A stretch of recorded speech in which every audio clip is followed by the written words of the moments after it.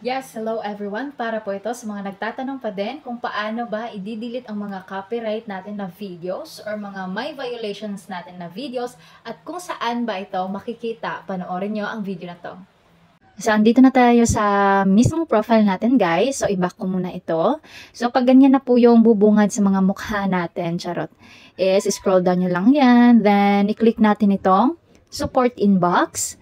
Then, ayan, your alerts. So, madami-dami din ito, guys. Na-delete ko na yung iba. So, iniwanan ko na lang siya ng isa para sa tutorial. So, napaka-easy lang, guys. I-click lang natin itong open. So, scroll down ka, see details, continue.